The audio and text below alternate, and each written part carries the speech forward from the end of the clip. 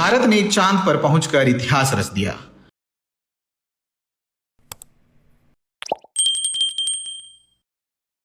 भारत ने चांद पर पहुंचकर इतिहास रच दिया। चंद्रयान-3 के लैंडर ने चांद के दक्षिण ध्रुव पर कदम रखा। ऐसा करने वाला भारत दुनिया का पहला देश बन गया है।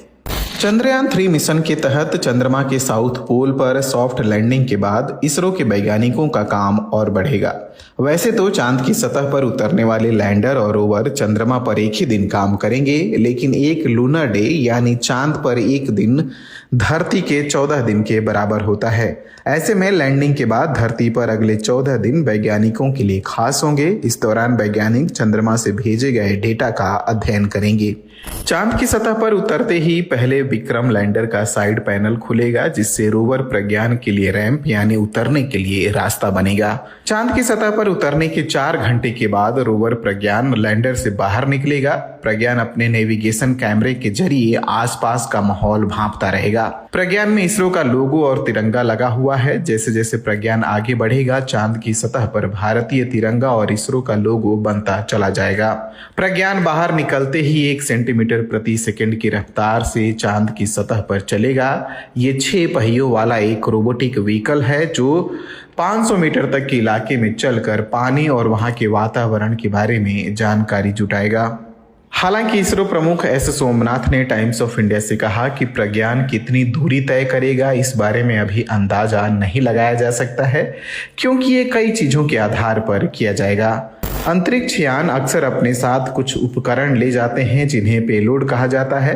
अंतरिक्ष में क्या हो रहा है उसका निरीक्षण और रिकॉर्ड करते हैं। फिर ये जानकारी वैज्ञानिकों के विश्लेषण और अध्ययन के लिए पृथ्वी पर भेजे जाते हैं। चांद पर उतरने वाले लैंडर और रोवर पर भी इस तरह के वैज्ञानिक उपकरण लगे हैं। सोलर पावर से चलने वाले लैंडर और रोवर चांद के बारे में अधिक से अधिक जानकारी जुटाएंगे। तो आखिर किस तरह की जानकारियां जुटाई जाएंगी? लैंडर और रोवर में लगे पेलोड चांद की सतह पर सूरज से आने वाले प्लाज्मा कणों के घनत्व, मात्रा और बदलाव की जांच करेंगे। चांद के सतह की गर्मी यानी तापमान की जांच करेंगे। साथ ही भूकंपीय गतिविधियों का पता लगाएंगे। इसके अलावा चांद के डायनेमिक्स को समझने की कोशिश करेंगे। प्रज्ञान को ऐसे बनाया गया है कि वो चांद की सतह की जानकारी जुटा सके। प्रज्ञान इन जानकारियों को जुटाकर लैंडर तक पहुंचाएगा। चांद की सतह का अध्ययन करने के लिए लैंडर के पास 2 हफ्तों का समय होगा। प्रज्ञान सिर्फ लैंडर से संवाद कर सकता है और ये लैंडर ही होगा जो धरती पर डाटा भेज रहा होगा।